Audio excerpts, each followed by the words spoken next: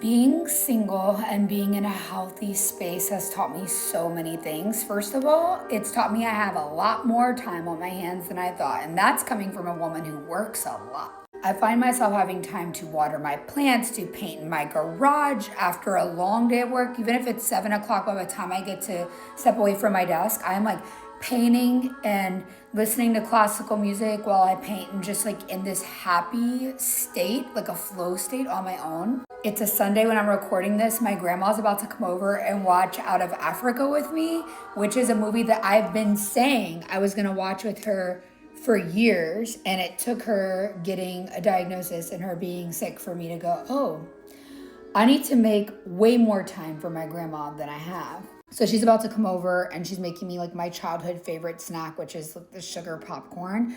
So I'm really excited to spend this time with her. She's been telling me about this Meryl Streep movie Out of Africa for a long time. So she's literally about to walk in. We're gonna watch that.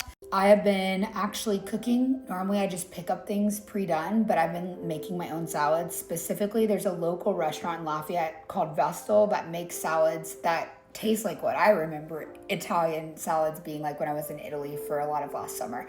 And one thing that they did that I was like, what the heck is this, is putting peaches and tomatoes together and then doing like olive oil. I'm not sure what was in theirs, maybe some nuts. They might have had some pistachios in theirs, but I've been doing this thing with strawberries, tomatoes, fresh peaches, olive oil, and truffle salt.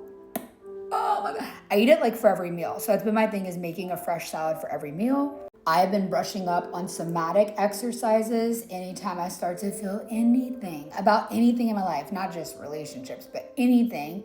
I practice so much self-care, slow down and do these like physical exercises with your eyes and your neck to stimulate your vagus nerve. And of course, now that I'm feeling a lot better, I've been scrolling through the Dear Future Wife letters that are inside of my lesbian dating platform, the Queer Country Club.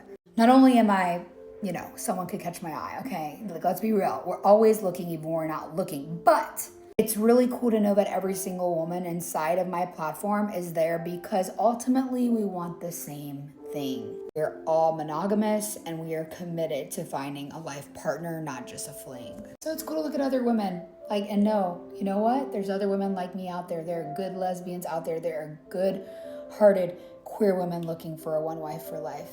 Which, if you've been on a regular lesbian dating app or you just got out of a relationship, you might be feeling disheartened. I don't know that I've ever taken this much time to take care of myself in my adult life, and it feels really freaking good. And the icing on the cake is I get to go to Canyon Ranch with cool single lesbians in like a week.